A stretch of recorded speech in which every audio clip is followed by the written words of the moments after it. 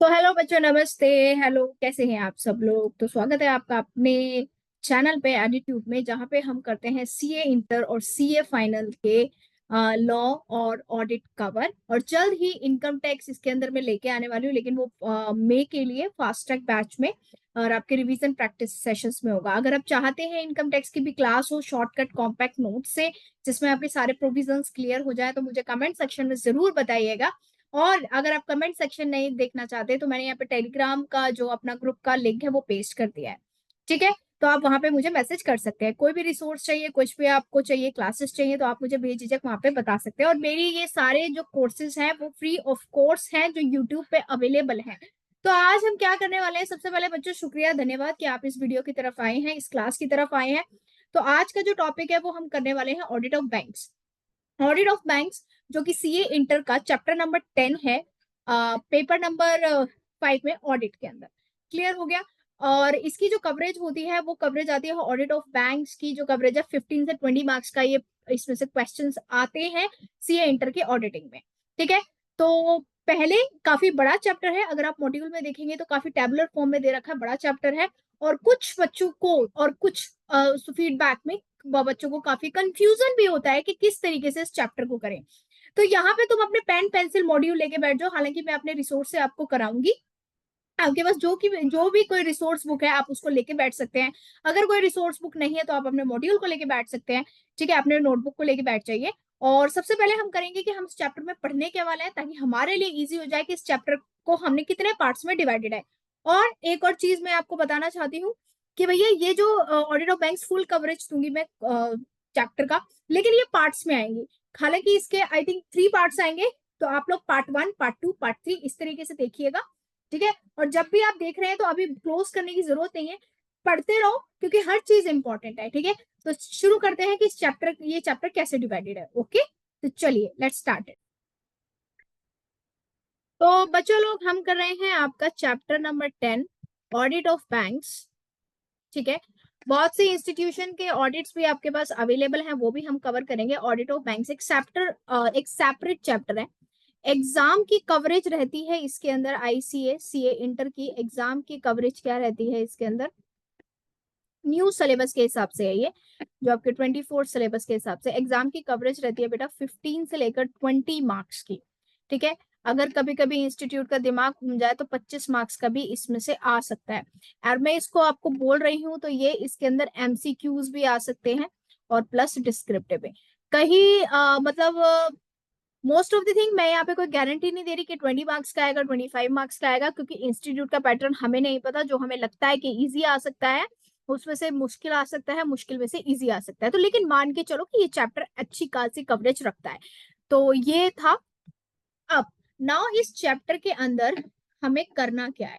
तो आप इस ऑडिट ऑफ बैंक्स को, इस चैप्टर को मैं जो आपको पढ़ाऊंगी, मैंने इस चैप्टर को कुछ 6 पार्ट्स में, 7 पार्ट्स में डिवाइड किया है। ठीक है, तो कैसे कैसे करना है तो इसी सीक्वेंस में हम करेंगे। तो सबसे पहले ऑडिट ऑफ बैंक्स में यही सीक्वेंस रहनी चाहिए। सबसे पहले जो आपको पढ़ना है, इसमें आपको पढ़ना है बैंकिंग का फ्रेमवर्क। सबसे पहले कि आपके इंडिया के अंदर हमारा बैंकिंग का फ्रेमवर्क क्या है, कितने टाइप्स के बैंक्स हैं। ठीक है, कोऑपरेटिव बैंक्स है, आरबीआई रीजनल रूरल बैंक्स है, ये सारी चीजें हम यहाँ पे पढ़ेंगे। सेकंड जो हम पढ़ेंगे वो पढ़ेंगे ऑडिट फ्रेमवर्क। किसी भी बैंकिंग कंपनी का अगर किसी ऑडिटर को ऑडिट मिलता है तो एक जर्नल प्रोसेस क्या रहता है किसी भी बैंकिंग का ऑडिट करने के लिए। तो सेकंड जो हमारा एस्पेक्ट होगा वो होगा ऑडिट फ्रेमवर्क। थर्ड जो चीज है, अब हम ऑडिट फ्रेमवर्क जर्नल पढ़ लिया, अब हम आएंगे इसके डिटेल्स के अंदर। तो थर्ड चीज है types and classification of advances. Types and classification of advances जो हमें पढ़ने हैं। ठीक है, या में आप कोई भी रिसोर्सेज बच्चे लोग आप लोग लीजिए, नो मैटर चाहे मॉड्यूल से पढ़ रहे हैं किसी भी रिसोर्सेज से, आप इसको अपने दिमाग में रखिएगा तो आपको क्लियर होता जाएगा कि ऑडिट ऑफ बैंक्स में 7 मेन टॉपिक्स हैं और वो मेन टॉपिक्स मुझे इस तरह से कवर करने हैं। Clear?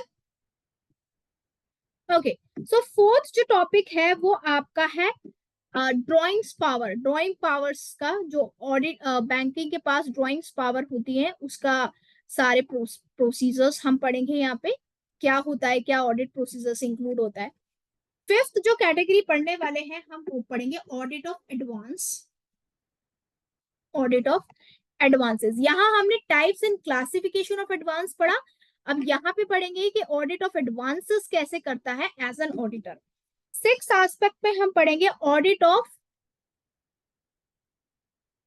Items, audit of items. यहाँ पे इंस्टीट्यूट ने मॉड्यूल ने देखा ऑडिट ऑफ रेवेन्यू आइटम्स, और यहाँ पे जो मेन है रेवेन्यू आइटम्स में एक्सपेंसेस, जो बैंक के एक्सपेंसेस होते हैं। और सेवेंथ कैटेगरी में कवर करेंगे audit of revenue items, audit of items seventh aspects में कवर करेंगे रेवेन्यू। तो आपका जो ये ऑडिट ऑफ बैंकिंग चैप्टर है, ऑडिट ऑफ बैंक्स, ये इन 7 मेन डिवीजन में बटा हुआ है। ठीक है, तो हम इस तरीके से पढ़ेंगे।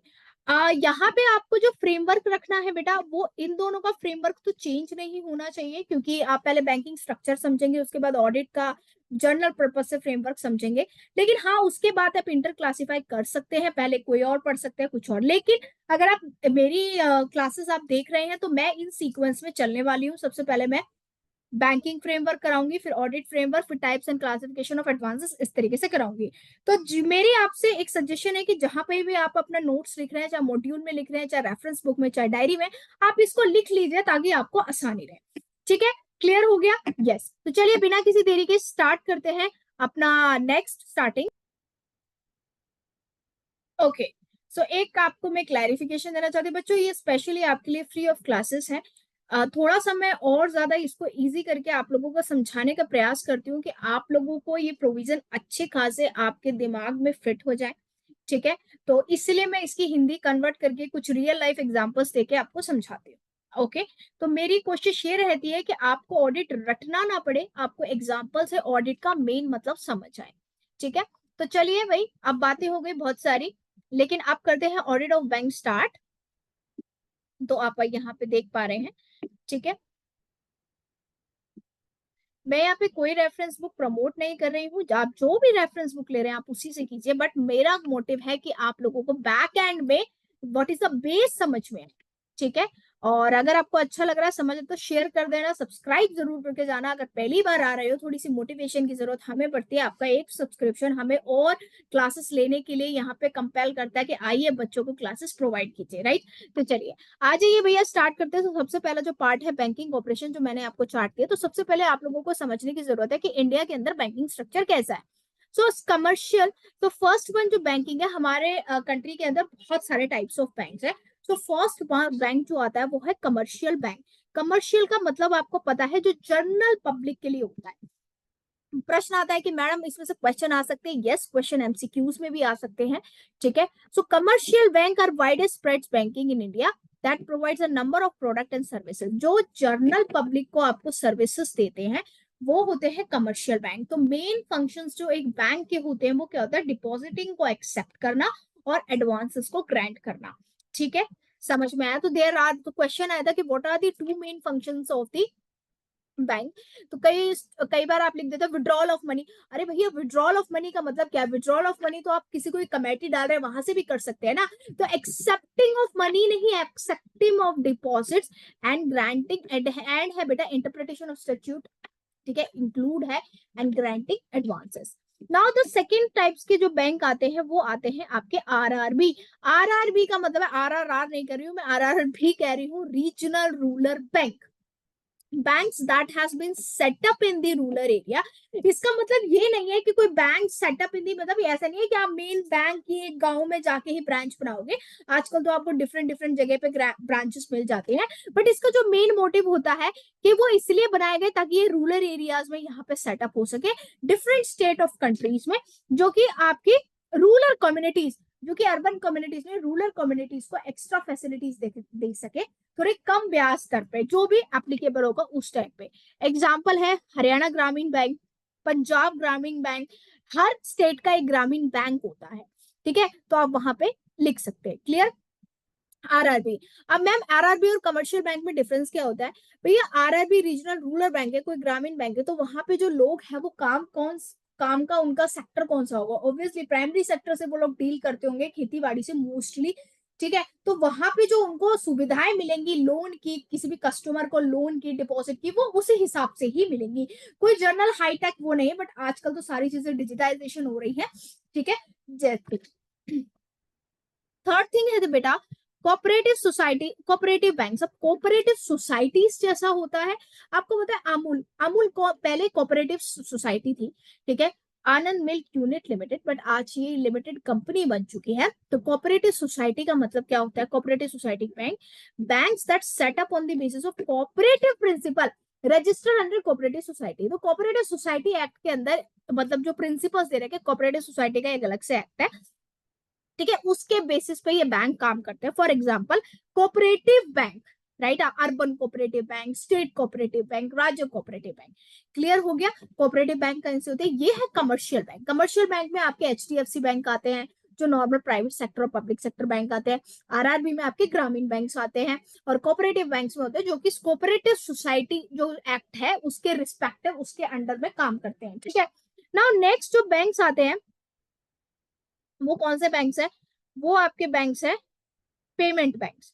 Now what do you mean by the payment banks?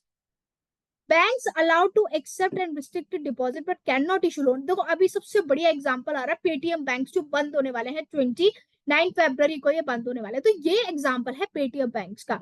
Paytm banks आपका एयरटेल बैंक। तो इन बैंक्स का काम क्या होता है आपका? ये इनका ये आपको मतलब इश लोन नहीं दे सकते, वैलिड लोन नहीं दे सकते ये आपको, ठीक है, लोन नहीं दे सकते, क्रेडिट कार्ड्स स्पेशली जो बैंक के वो इशू नहीं कर सकते, लेकिन आप एक वॉलेट की तरह इन बैंक्स को यूज कर सकते, जैसे पेटीएम बैंक्स बहुत से यूज कर रहे थे, अब बंद होने वाले हैं। तो भैया ये क्या है? Bank allowed to accept the restricted deposit, ठीक है, but can not issue loan, credit and customer can open current and saving account. You can open current and saving account in that kind of bank and avail the facility of ATM. उनका Paytm का, जैसे Paytm bank का ATM card मिलता था, mobile banking, net banking आप कर सकते हैं, लेकिन that's not recognized as a commercial bank. तो ये क्या होते हैं? Paytm banks, payment banks.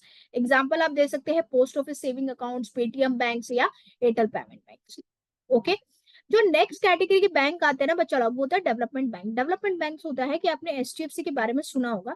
HDFC का एचडीएफसी का एक ब्रांच है जो कमर्शियल बैंक्स में हम लोग का अकाउंट है। एक एचडीएफसी का बैंक होता है जो लॉन्ग टर्म प्रोजेक्ट्स, यानी कि जो इंफ्रास्ट्रक्चर प्रोजेक्ट होते हैं, लॉन्ग टर्म लैंडिंग इंस्टीट्यूशन, उनमें लोन देते हैं। जैसे इसका एक और एग्जांपल है IFCI, industrial financing corporation bank of India, IDBI, industrial development bank of India, SIDBI. So banks are conceptualized to provide funds for infrastructure. भैया ये जनरल पब्लिक के लिए बैंक नहीं होते, कि इंफ्रास्ट्रक्चर्स के लिए बैंक्स होते हैं, जो इंफ्रास्ट्रक्चर्स कंपनीज को लोन चाहिए, इंफ्रास्ट्रक्चर्स कस्टमर को लोन चाहिए, डिपॉजिट करना है, जिसमें huge amount of money involve होती है, and they are specially participator in the economic growth of the country. So for example IDBI bank, IFCI bank. Next जो आपका है स्मॉल फाइनेंस बैंक, ठीक है, तो एयू स्मॉल फाइनेंस बैंक अभी खुला है, जिसमें कियारा आडवाणी और अनिल कौन है वो, आमिर खान ने ऐड किया था। आई एम नॉट श्योर, अगर मैं गलत हूं तो प्लीज माफ कीजिएगा, इसका इशू मत बनाइएगा। Okay, so small finance can setup by RBI, available basic financial facilities for unrecognized sectors like small marginal farmers, small micro business, छोटा मोटा जो स्मॉल माइक्रो बिजनेस होता है उन बिजनेस यूनिट के लिए हो सकता है।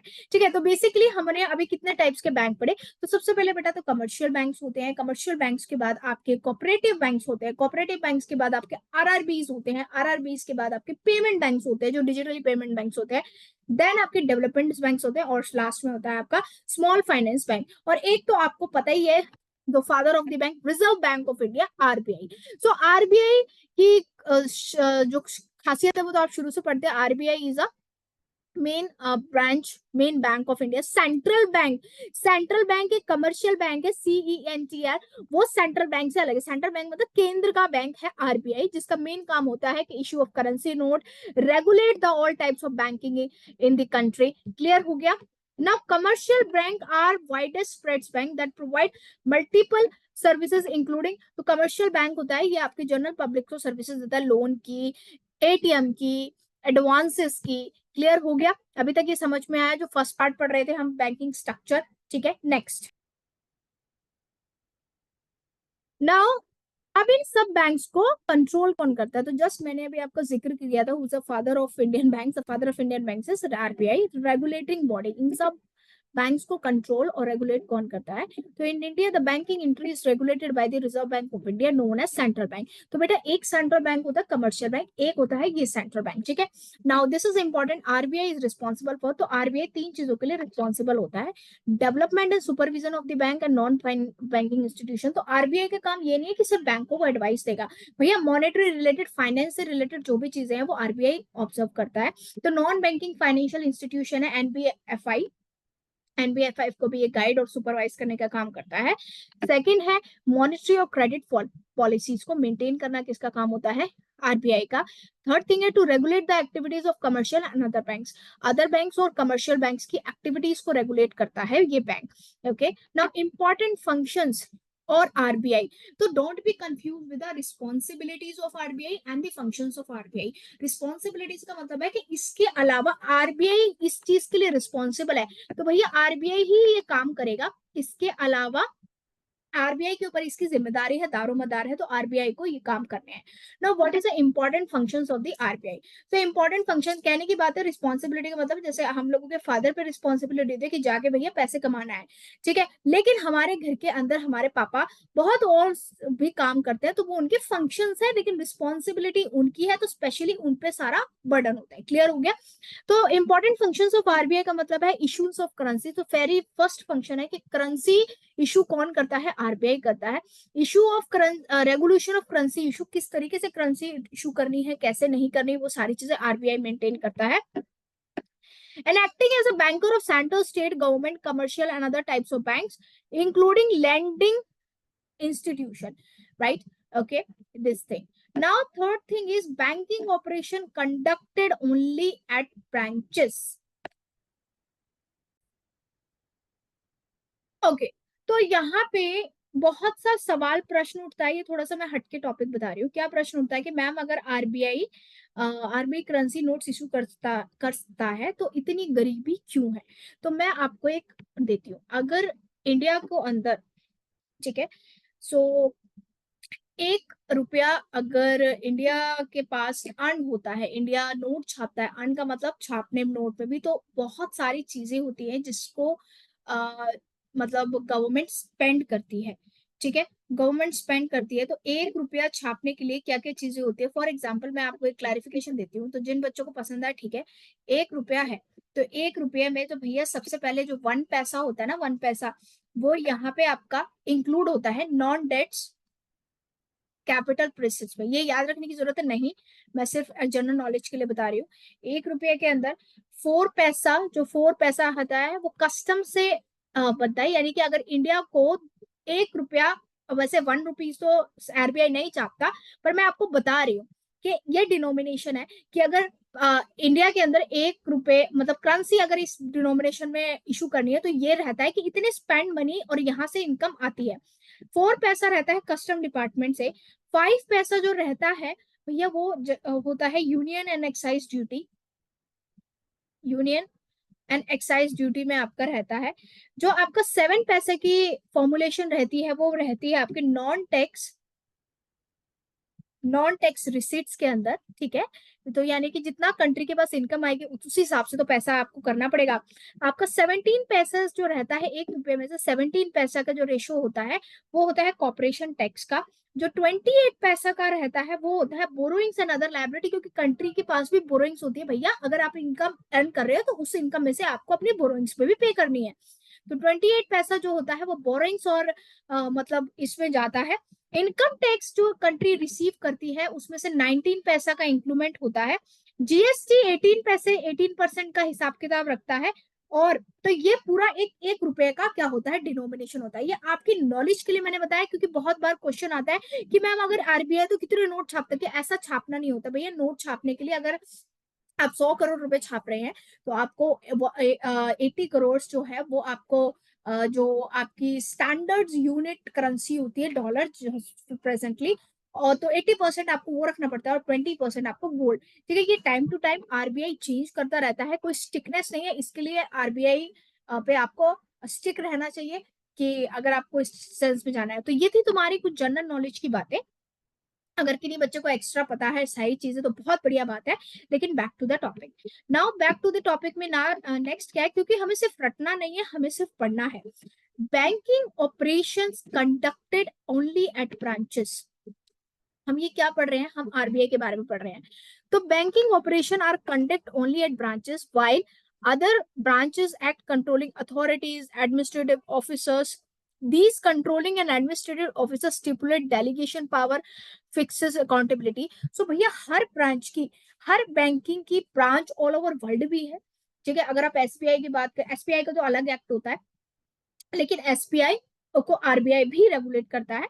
ठीक है, तो भैया एसबीआई की ऑल ओवर वर्ल्ड की ब्रांचेस है, तो उन सब में रेगुलेशन, वो एसबीआई ढंग से काम कर रहा है या नहीं काम कर रहा है, ये सारी चीजें किसके अंडर होती है देखने के लिए आरबीआई के। कंट्रोलिंग, चाहे वो एडमिनिस्ट्रेटिव कंट्रोल हो चाहे वो सुपरविजन कंट्रोल हो, तो controlling effective officers involve supervision. ठीक है, monitoring and control over the business activities and operation. Clear हो गया? यस। नेक्स्ट आ जाओ, इस पे क्वेश्चन आया हुआ है कई बार, रिसेंट नहीं आया लेकिन आया हुआ है। क्या क्वेश्चन है ये, what are the regulatory framework, what is the regulatory framework of a banking system. एक बैंकिंग सिस्टम का रेगुलेटरी फ्रेमवर्क क्या है।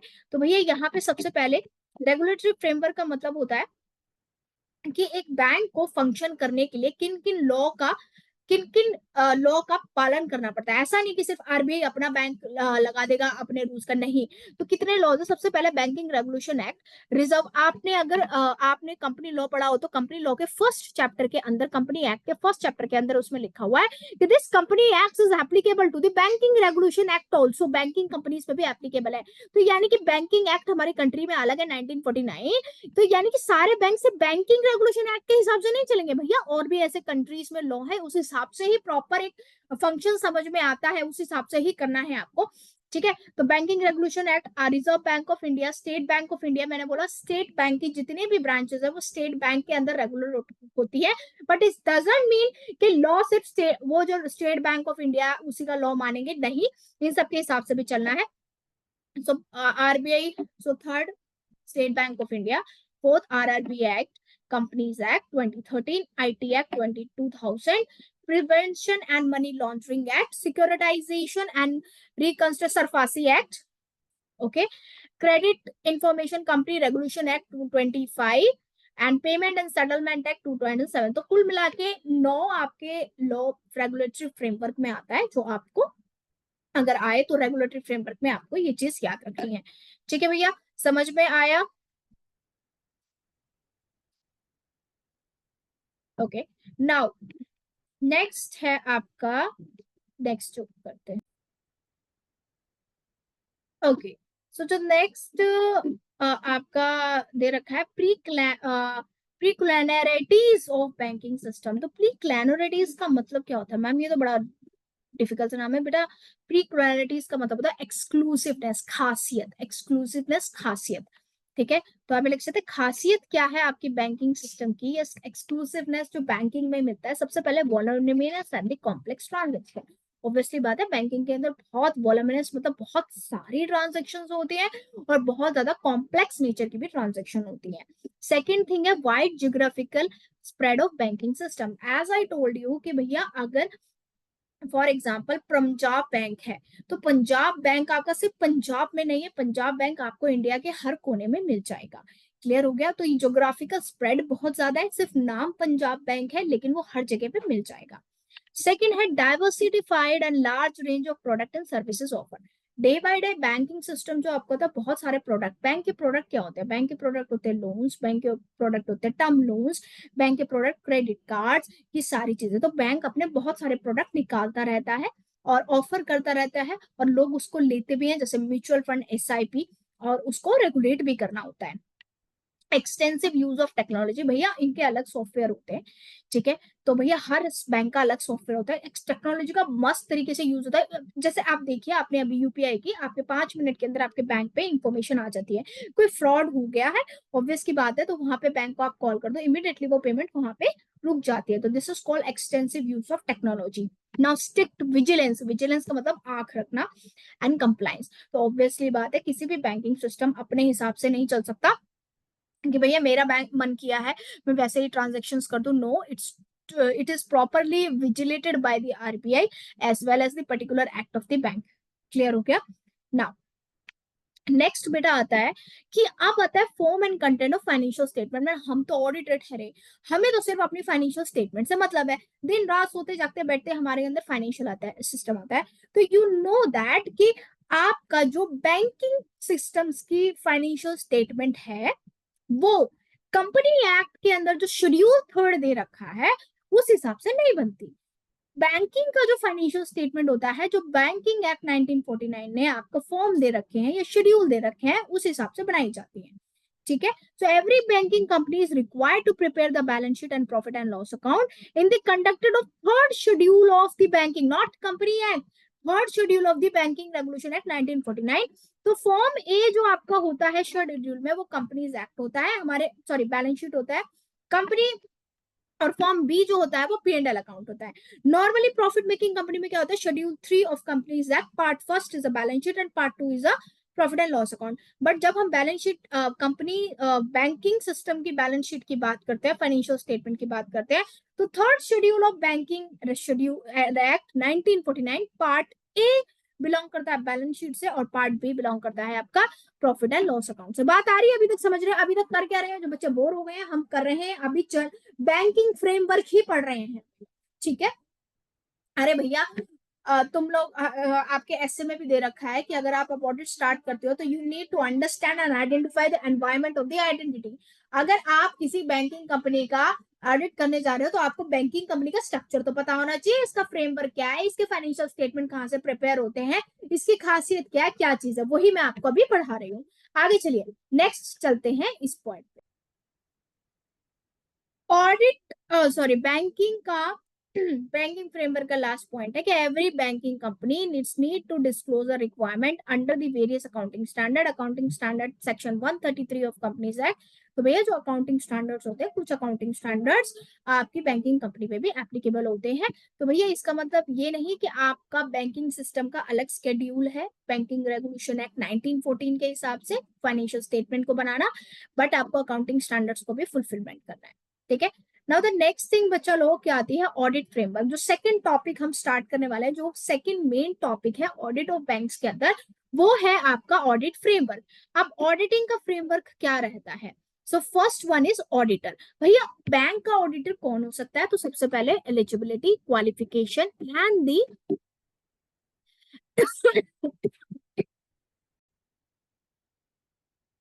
ओके। सो बैंक ऑडिटर बनने के लिए क्या एलिजिबिलिटी है, क्वालिफिकेशन है? Balance sheet and profit and loss account of banking system should be audited by a person who is duly qualified under any law for time being forced to be auditor of the company. Auditor of the company, auditor मतलब जो company, auditor of the company. तो auditor of the company, देखो law language को समझो, क्या बोल रहा है कि किसी भी बैंक का बैलेंस शीट और प्रॉफिट एंड लॉस अकाउंट कौन ऑडिट कर सकता है? भैया जो उस टाइम पीरियड में, जो उस टाइम पीरियड में ऑडिटर होगा या ऑडिटर से रिलेटेड जो लॉ एप्लीकेबल होगा, उस लॉ को, लॉ के अंदर, उस सिद्धांत के अंदर जो भी ऑडिटर बनेंगे वो इन दोनों कंपनीज, दोनों चीजों को ऑडिट कर सकते हैं। अगर आप बारीकी से देखेंगे तो प्रेजेंटली में कौन है, आईसीआई, आईसीआई है, और आईसीआई की डिग्री लेके सीए चार्टर्ड अकाउंटेंट बनके आप किसी कंपनी के ऑडिटर क्वालिफाई हो सकते हैं। अकाउंटेंट की बात नहीं, मेरे क्वालिफाई हो सकते हैं। तो अल्टीमेटली क्या है कि भैया जो सीए है, जिसके पास सीए की डिग्री है, वो क्या बनेगा, ऑडिटर ऑफ द कंपनी बनेगा। Okay, now appointment. अब ऑडिटर की अपॉइंटमेंट कैसे होती है? Auditor of the banking companies to be appointed at the AGM of the shareholder. किसकी एजीएम की बात कर रहे हैं? बैंकिंग कंपनीज के एजीएम की बात करें। ऐसा नहीं है कि कोई तुम्हारे पास आएगा हमारा ऑडिट पढ़ो, भैया एजीएम होगी, उस एजीएम के अंदर board of directors of that banking company या ऑडिट कमेटी है उस बैंकिंग कंपनी की, वो नाम को रिकमेंड करते हैं, और एजीएम के अंदर जो आपका क्या होता है, ऑडिटर अपॉइंटमेंट, ऑडिटर की अपॉइंटमेंट होती है। Auditor of nationalised bank is to be appointed by the bank concern acting through its board of directors. Nationalise bank के कौन से नेशनलाइज बैंक में ऑडिटर कौन अपॉइंट करता है? Board of directors. In either case approval of RBI is required. चाहे आप AGM में बोर्ड ऑफ डायरेक्टर्स, एजीएम में आप अपने ऑडिटर के अपॉइंटमेंट कर रहे हैं या फिर नेशनलाइज बैंक के ऑडिटर के अपॉइंटमेंट कर रहे हैं, भैया आपको आरबीआई की अप्रूवल लेने जरूरी है। आरबीआई के अप्रूवल के बिना बैंक कोई भी अपना ऑपरेशन परफॉर्म नहीं करेगा। Auditor of regional rural bank is appointed by the concern with approval of CG. देखो यहाँ क्वेश्चन आता है भैया, इंस्टीट्यूट फंसाता है। इधर आओ भैया, auditor of the banking company के ऑडिटर कौन अपॉइंट करता है? तीनों में डिफरेंस है। बैंकिंग कंपनी के ऑडिटर कौन अपॉइंट, कहाँ पे अपॉइंट होते हैं? एजीएम में। मेरी बात को ध्यान से सुनो, एक चीज नहीं है, तीन चीजें हैं, ठीक है। एजीएम के अंदर ऑडिटर ऑफ नेशनलाइज बैंक के कौन ऑडिटर अपॉइंट करता है? Board of directors. लेकिन ऊपर वाला केस हो या नीचे वाला केस हो, आपको और आरबीआई की परमिशन लेने की जरूरत है। रीजनल रूरल बैंक्स का अपॉइंटमेंट ऑडिटर का कौन करता है? भैया आपको अपॉइंटमेंट करने हैं, मेंबर्स करेंगे, लेकिन अप्रूवल ऑफ सीजी से अप्रूवल लेंगे। तो तीन केसेस है, तीन केसेस को आपको ध्यान रखना है, ठीक है। समझ आ गया? तो यहाँ पे आप फंसा सकता है इंस्टीट्यूट। भैया अगर मेरी क्लास लेते हो किसी के सेंटीमेंट्स हर्ट होते हैं तो I am so sorry, but मेरा सिर्फ एक ही सिद्धांत है कि मैं अपने स्टूडेंट्स को समझा सकूं एक एक्चुअल अच्छे से, भैया ऐसे समझा सकूं कि सोते से भी उठा के भैया तुम्हें कोई पूछ ले कि ये क्या, तो तुम बता सको। क्योंकि मैं एक चीज पे बिलीव करती हूँ, तुम आज तो शॉर्टकट नोट्स देख लोगे, लेकिन सीए बनने के बाद भैया बहुत सारे लॉ चेंज होते हैं। जैसे हमें सीए बने 10 साल हो गए, अब नया सिलेबस चेंज हुआ, तो हम लोग क्या कोचिंग लेंगे क्या? ऐसा थोड़ी ना होता है कि तुम सीए बनने के बाद भी कोचिंग्स को लोगे, शॉर्टकट फास्ट ट्रैक बैच लोगे। तो भैया पढ़ो ऐसा कि आप लोग को बेस याद रहे, जो भी इंक्रीमेंट डिक्रीमेंट होता है वो आप समझ सके। मेरा मानना ये है, बाकी आपकी क्या राय है मुझे जरूर बताना। Okay, remuneration. अब ऑडिटर्स की तनख्वाह, मैडम रोटी पानी रेमुनरेशन कौन देता है? तो remuneration of the auditor of banking company, इधर आइए, बैंकिंग कंपनी में कौन अपॉइंटमेंट करता है? एजीएम। तो it should be fix as per section 142 of the companies act 2013। Section 142 of companies and 140 क्या कहता है कि रेमुनरेशन जो ऑडिटर की फिक्स होती है वो एजीएम के अंदर फिक्स होती है, which is recommended by the board और audit committee if there is a audit committee. लेकिन नेशनलाइज बैंक के ऑडिटर और एसबीआई की जो रेमुनरेशन फिक्स होती है वो RBI in consultation with CG, यानी आरबीआई भी भाग लेगा चाहे वो एसबीआई का ऑडिटर हो, और सीजी भी भाग लेगा, ठीक है। पावर्स क्या होते हैं बैंकिंग ऑडिटर के? Auditor of the banking company of a nationalise bank, auditor of a banking company और अ नेशनलाइज बैंक, सेबी और a regional rural bank, SEBI का अलग होता है सेबी एक्ट, ठीक है। एसबीआई, सेबी कह रही हूँ, एसबीआई सॉरी, सेबी तो सिक्योरिटी एक्सचेंज बोल रहा था, एसबीआई रूरल बैंक का तो सेम पावर होती है भैया। ऑडिटर की तो सेम पावर है। क्या पावर होती है भैया? बुक्स को, अकाउंट्स को एक्सेस कर सकते हैं, डॉक्यूमेंट्स देख सकते हैं, वाउचर्स देख सकते हैं। तो भैया समझ में आया अभी तक कि भैया ऑडिटर की क्वालिफिकेशन क्या है, ऑडिटर की अपॉइंटमेंट होती है। तो तीन मैंने बताया, banking company, nationalise bank and regional rural bank, और रेमुनरेशन, ठीक है। नेक्स्ट आता है आपका बच्चा लोग, टाइप्स ऑफ ऑडिट रिपोर्ट। तो वैसे तो आपकी ऐसे 700 के हिसाब से रिपोर्ट जाती है एक ऑडिटर की, बट बैंकिंग के अंदर आपको 3-4 मोर रिपोर्ट्स देनी पड़ती है। तो यहाँ पे आपको देखो कहाँ पे अटेंशन पे करने की जरूरत है, जहां पे अटेंशन पे करने की जरूरत है वहां पे मैं बॉक्स बना रही हूँ, आप भी ध्यान रखिएगा। In case of nationalise bank, यहाँ पे अभी बात कौन सी हो रही है बच्चा लोग? Nationalise bank, the auditor is required to make report to the CG. जो भैया यहाँ पे लिखो, अगर नेशनलाइज बैंक, मैं इसका चार्ट भी बनाऊंगी, नेशनलाइज बैंक है, ठीक है। नेशनलाइज बैंक को नेशनलाइज बैंक का कोई ऑडिटर है, उसको रिपोर्ट किसको करनी है? सीजी को। And the auditor should state the following, और सीजी के इस रिपोर्ट में कौन कौन सी चीजें ऑडिटर को हाईलाइट करनी है? वेदर इन हिज ओपिनियन, यहाँ पे लिखना कैसे? Whether in his opinion the financial statement present a true and fair view in case he called up for the explanation, कि भैया उसके हिसाब से, उसके ओपिनियन के हिसाब से क्या बैंकिंग स्टेटमेंट, बैंकिंग जो नेशनलाइज बैंक है उसकी report true and fair view present करती है या नहीं। वेदर और not the transaction of the business, whether or not the transactions of the business has come in the auditor notice would have been with a power or not। अगर कोई ऐसी transaction bank ने की है कि वो उसके पावर में नहीं है, तो वो ऑडिटर की नजर में आई है या नहीं आई है। Third thing, whether or not returns received from the offices or branches has found adequate for the purpose of it। क्या ऑडिटर को वो सारी रिपोर्ट्स, ये रिपोर्ट करनी है, यस या नो में, वो सारी रिपोर्ट्स ऑडिटर को मिली है, कि भैया अपने ओपिनियन पे पहुंच सके, ठीक है। whether profit and loss shows the true profit and period cover for such account। जो प्रॉफिट एंड लॉस है वो जो शो हो रहा है वो पर्टिकुलर पीरियड का शो हो रहा है या 5 साल पहले का शो हो रहा है या प्रोजेक्शन शो हो रही है, ठीक है। That auditor has to contained in the report. Next है आपका any other matters which is auditor any other matter which is auditor considered to be brought in the notice of central government। क्या कुछ ऐसा element present है, auditor check करेगा जब nationalise bank का audit करेगा और अपनी रिपोर्ट में बताएगा कि क्या कुछ ऐसा एलिमेंट प्रेजेंट है जिसके ऊपर उसको सेंट्रल गवर्नमेंट को रिपोर्ट करनी चाहिए थी या नहीं करनी चाहिए थी। Now, report of auditors of SEBI, SBI, State Bank of India, is also made to the CG. So, also made to the CG and almost identical to the auditor report in case of nationalized bank. Clear हो गया या नहीं हुआ? Okay. तो बच्चों इस चीज का कंफ्यूजन में अभी हमने जो पढ़ा उसमें मैं आपको कंफ्यूजन क्लियर करती हूँ कि ऑडिट फ्रेमवर्क में क्या है। किसी भी बैंकिंग कंपनी का, सॉरी चेंज ऑफ थिंग, किसी भी बैंकिंग कंपनी का ऑडिटर बनने के लिए आपको क्या करना पड़ेगा, आपको ऑडिटर की डिग्री लेनी पड़ेगी, यानी आईसीए से सीए क्वालिफाइड होना चाहिए, ठीक है। सो क्वालिफाइड मींस मेंबरशिप नंबर होना चाहिए। अगर मेंबरशिप नंबर नहीं है तो you can't do the audit. अगर आप जॉब पे हैं और आपका मेंबरशिप नंबर आपने नहीं लिया, प्रैक्टिस सर्टिफिकेट सीओपी नहीं लिया, तो भैया आप नहीं कर सकते। क्लियर हो गया। नाउ ये तो थी आपकी ऑडिटर की रिक्वायरमेंट। तो यह मैं ऑडिट का अप्रोचेस ऑडिट की रिक्वायरमेंट बता रही हूँ ऑडिटर की। नाउ ये चीजें ताकि आप कंफ्यूज ना हो, जो अपॉइंटमेंट होती है मेरे साथ लिखिए, जो भी किसी भी ऑडिटर की अपॉइंटमेंट होती है ना बेटा, तो बैंकिंग उसके अंदर आपके 4 चीज होती हैं। एक होता है आपका कौन सा, बैंकिंग कंपनीज जो प्राइवेट कंपनीज होती है, प्राइवेट कंपनीज मतलब एचडीएफसी बैंक, इसकी बात कर रही हूँ, एचडीएफसी लिमिटेड लिमिटेड है, ये जो नए प्राइवेट बैंक्स आते हैं, ठीक है, बैंकिंग कंपनीज। दूसरा होते हैं nationalise banks.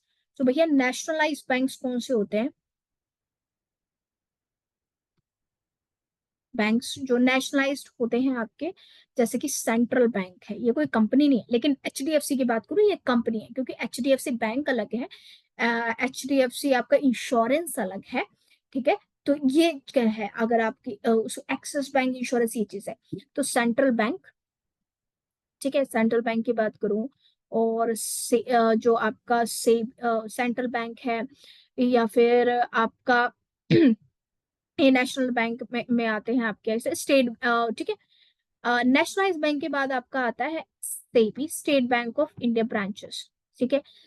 State Bank of India, state Bank of India इसकी बहुत सारी ब्रांचेस हैं, स्टेट बैंक ऑफ इंडिया, ठीक है। मैं अभी कुछ मर्जर्स वगैरह की बात नहीं करी, बहुत सारे। और तीसरा जो होते हैं आपके RBI, RRB, regional rural bank, regional rural bank. आप इसकी अपॉइंटमेंट आप यहाँ पे नोट कीजिए, ठीक है, रूरल बैंक। तो नेशनलाइज जो एक बैंकिंग कंपनी है, ये बैंकिंग कंपनी है, एक लिमिटेड कंपनी है, तो भैया इसकी जो अपॉइंटमेंट, इसमें जो अपॉइंटमेंट होगी वो किसके थ्रू होगी, एजीएम में होगी, मेंबर्स के थ्रू, एजीएम में होगी मेंबर्स के थ्रू। अब मेंबर्स के थ्रू होगी, लेकिन याद रखिएगा अगर एजीएम में आपको एजीएम के सेक्शन में आपने देखा होगा, तो यहाँ पे रिकमेंड करेंगे बोर्ड ऑफ डायरेक्टर्स। मैं recommended by board of directors और ऑडिट कमेटी, ठीक है।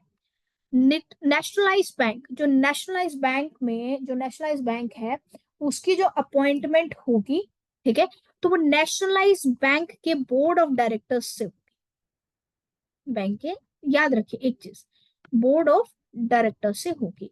जो एसबीआई है तो एसबीआई के ऑब्वियसली बोर्ड ऑफ डायरेक्टर्स जो होंगे, जो एसबीआई का एक्ट है वो बोर्ड ऑफ डायरेक्टर्स से बने होंगे, बोर्ड ऑफ डायरेक्टर्स कंसल्टेशन में होगी। इसमें मेंबर्स को कोई काम नहीं, इसमें मेंबर्स का कोई नाम नहीं। देखा होगा कि आईबीपीएस का जो एग्जाम निकलता है, एक आईबीपीएस का एग्जाम्स निकलता है, ठीक है। आईबीपीएस के एग्जाम में एचडीएफसी, एक्सिस बैंक, इसमें मैनेजर्स की पोस्ट अलग होती है, लेकिन सेंट्रल बैंक है, ये बैंक है, इनका अलग एग्जाम होता है, आरबी एसबीआई का अलग एग्जाम होता है, प्रोफेशनल और आरआरबी के अलग एग्जाम होते हैं। कभी सोचा ये तीनों चारों एग्जाम्स अलग अलग क्यों होते हैं? आप प्राइवेट बैंक्स में तो कभी जाके मैनेजर लगते हैं, मैनेजर ने थोड़ी ना कौन से एग्जाम दे रखे होते हैं, अगर मैं प्राइवेट बैंक्स की बात कर रही हूँ तो बेसिकली बैंकिंग, ये समझ में आया, बोर्ड ऑफ डायरेक्टर से। अब एक बात को ध्यान रखिएगा, इन तीनों में ये जो करेंगे, लेकिन इन तीनों में मेन चीज क्या है कि ये पहले ऑडिटर की अपॉइंटमेंट करने से पहले अपने पहले इन्होंने कंसल्ट कर लिया, लेकिन ये क्या लेंगे, परमिशन फ्रॉम आरबीआई। आरबीआई को जरूर बताएंगे, आरबीआई को जरूर बताएंगे। ये मैं किसकी बात कर रही हूँ, अपॉइंटमेंट की। जो आरआरबी की जो बैंक्स की अपॉइंटमेंट होती है ऑडिटर में, वो ऑब्वियसली बोर्ड करता है, plus consultation with CG, plus consultation with central government. समझ में आया? Plus regional rural bank plus consultation होती सेंट्रल गवर्नमेंट। क्लियर हो गया या नहीं हुआ? तो ये बहुत इंपॉर्टेंट है। तो ये चीज है। अगर अब मैं बात करूं रेमुनरेशन की, तो मैं कलर इंक चेंज कर रही हूँ, पिंक कलर ले रही हूँ, रेमुनरेशन की बात करूं तो रेमुनरेशन बैंकिंग कंपनी में कौन फिक्स करता है? भैया मेंबर्स एजीएम हो रहे हैं, तो यहाँ पे एजीएम में 6 होगी, जो कि डील करता है सेक्शन 142 ऑफ कंपनीज एक्ट 2013। यानी मेंबर्स डिसाइड करेंगे कि रेमुनरेशन क्या होगी with the recommendation of audit committee and with the recommendations of board of directors. ठीक है। नेशनलाइज बैंक और सीबीआई में इनके बोर्ड ऑफ डायरेक्टर्स डिसाइड करेंगे किसी भी ऑडिटर का रेमुनरेशन। ठीक है। जो central government regional rural bank है, इसमें जो रेमुनरेशन जो फिक्स होती है वो भैया बोर्ड ऑफ डायरेक्टर्स, बट इसमें सीजी की इंटरफेरेंस है, तो सीजी के हिसाब से ये रेमुनरेशन फिक्स होती है। भैया इतना समझ आया या नहीं आया? तो भैया ये बैंकिंग कंपनीज को अलग से देखो, नेशनलाइज बैंक्स को अलग से देखो, आरबीआई को एसबीआई को अलग से देखो, आरबीआई तो अपॉइंटमेंट ऑफ द ऑडिटर ना, काम ऑडिटर के काम सेम है, एक्सेस करनी है बुक्स ऑफ अकाउंट, वॉचिंग करनी है, statement of profit and loss आपका बनाना है। अब इसके अंदर जो नेक्स्ट पॉइंट हमने पढ़ा है वेरी इंपॉर्टेंट है, इसलिए मैं आपको लिख के बता रही हूँ। जो नेक्स्ट पॉइंट बच्चा लोग हमने पढ़ा है, statutory audit report. Statutory statutory audit report क्या देनी है, ऑडिटर को देनी है। तो सबसे पहले जो नेशनलाइज बैंक है, यानी ये वाले बैंक स्टैट्यूटरी, इसमें तो नॉर्मल ऑडिट रिपोर्ट आती है, ऐसे कंपनी है ना बेटा, बैंकिंग कंपनी है, तो ऐसे 700 के हिसाब से आपको रिपोर्ट करनी पड़ेगी ऑडिटर, ऐसे 700 के हिसाब से। लेकिन एक नेशनलाइज बैंक है, नेशनलाइज बैंक में इसको ऑडिटर को क्या क्या रिपोर्ट करनी है कि भैया विद इन द स्कोप है भी या नहीं, ये तो कंपनीज के ऊपर एप्लीकेबल है ना। नेशनलाइज बैंक में विद इन द स्कोप है, with in the drawings power है, तो ये सारी चीजें किसको करनी है, ऑडिटर को रिपोर्ट, सेम एज आरबीआई को और आरआरबी को। ठीक है। समझ में आया? इतना समझ में आया या नहीं आया, मुझे फटाफट से बता दो कि मैम हाँ अब समझ में आ गया, कमेंट सेक्शन में। अगर अच्छे से अगर दिमाग में वो सारी चीजें फिट हो रही है ना कि ये है ये है ये है 4 सेक्शन में, तो प्लीज सब्सक्राइब करके जाना। अगर पहली बार आए हो बेटा, आपका सब्सक्रिप्शन बहुत मैटर करता है, ताकि हम लोग इस तरीके से हमारी टीम आपके लिए कंटेंट ला सके, ताकि आप लोगों को फिर दर दर की ठोकरें ना खाने पड़े। वैसे तो नहीं खाते हो, पूरी चीज है, बट जिसको जिसका समझ में आता है, क्लियर। तो ये चीज है। नेक्स्ट नेक्स्ट जो करते हैं वो स्टार्ट। तो अभी हमने नेशनलाइज बैंक की रिपोर्ट में देखो, आप सोच रहे होंगे सिर्फ नेशनलाइज रिपोर्ट ही क्यों, नेशनलाइज बैंक ही क्यों बेटा? क्योंकि पहली जो कैटेगरी थी वो थी बैंकिंग कंपनी की कैटेगरी। ठीक है। तो बैंकिंग कंपनी में तो आपको पता है ऐसे 700 के हिसाब से ऑडिटर की रिपोर्ट जाती है। अब है फॉर्मेट ऑफ द रिपोर्ट, किस तरीके से ऑडिटर को फॉर्मेट भेजना है, तो ऑडिटर मतलब किस तरीके से रिपोर्ट को प्रिपेयर करना है, आइए मेरे साथ।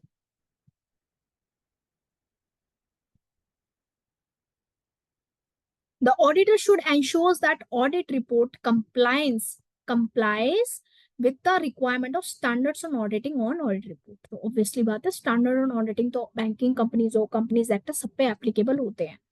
The auditor should ensure that not only information relating to the numbers of unaudited branch, but it given qualification of the advances, जो हम आगे पढ़ेंगे कि qualification of advances, ऑडिटर को बहुत सारी चीजें एडवांसेस में ध्यान रखनी पड़ती है, डिपॉजिट्स में ध्यान रखनी पड़ती है। It may be noted that in addition to the audit of banking companies also required to state in his report cover by section, तो सेक्शन 143 के हिसाब से। और कारो रिपोर्टिंग, क्या मैम हमारे पास कारो रिपोर्टिंग है? यस, आपके पास कंपनी ऑडिट नहीं है, लेकिन सीए इंटर न्यू सिलेबस में कारो रिपोर्टिंग है। ओके तो वो मैं आपको सेशन में लेके आऊंगी। नाउ है एडिशनल रिक्वायरमेंट, तो ये तो मेन रिक्वायरमेंट थी, साथ साथ हम पढ़ते भी जाएंगे। Now what are the additional report, तो वो तो मेन ऑडिट रिपोर्ट थी। नाउ एडिशनल रिपोर्ट, और कौन सी ऑडिटर को रिपोर्ट बनानी पड़ती है, तो बैंकिंग के अंदर आपकी 3-4 रिपोर्टिंग होती है। फॉर एग्जाम्पल अगर आप नॉर्मल कंपनी एक्ट की बात करेंगे तो ऑडिटर को अपनी रिपोर्ट देनी है, तो ऑडिटर को कारो रिपोर्टिंग करनी होती है। तो वैसे ही बैंकिंग का जो ऑडिट करना है तो उसके अंदर कौन सी उसको रिपोर्टिंग करनी है। आइए इधर, तो सबसे पहले जो रिपोर्ट जाएगी बैंकिंग में वो इंटरनल कंट्रोल पे, यानी internal controls, financial reporting, adequacy और ऑपरेटिंग इफेक्टिवनेस की रिपोर्ट जाएगी। मेरी बात ध्यान में रखना।